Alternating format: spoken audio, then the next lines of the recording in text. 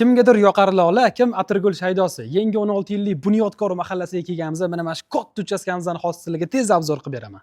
14 ta xona, 4 ta sanuzel, 2 ta oshxona, 2 ta issiq garaj, umumiy 22 sotik maydonga tushgan uchastkamiz. Tashqari tarafda ham 6 sotikli zaxvat joyi bor ekan, bog' qo'yilgan ekan. Mana ichkarisida ham o'zini bog'i bor ekan. Ikki tomonlama xodi bor. Mana orqa tarafdan bu boshqa ko'chaga chiqilinadi. Oldi tarafdagi fasadi 40 metr. Kommunikatsiyalari, suv, svet, gaz, kanalizatsiyadan muammo yo'q. Hammasini ikkita liniyadan olib kirgan ekanlar. Infratuzilmalari, Medgordok bozorcha, Betonkaga 200 metr masofada joylashgan. 3 ta maktab, 3 ta bog'cha, yashash uchun hamma narsa yaqin atrofda joylashgan.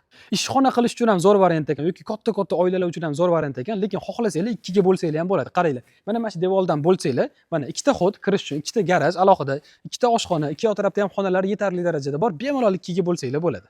Hamma binoyimizning tegi podvol qilingan. Podvoldan xona sifatida foydalansanglar bo'ladi bemalol. Umumiy binoyimizning hammasi sifatli mahsulotlardan qurilgan. Hop, mana bitta mashina sizga misol qilib keltiraman. Bu toshdan qilingan, mana haqiqiy toshdan, hech qanaqa kafil emas. Remontlari ham yaxshi holatda, odam yashab turgan uchastka, mebel, texnika, hamma narsalar bilan sotilar ekan. Bu uchastkamizni 690 mingga baraka qilsanglar bo'ladi. Qaranglar, sotib olishinglarni yengillashtirish uchun naqd perslarni xohlagan turdagi to'lov uslubida qabul qilishar ekan.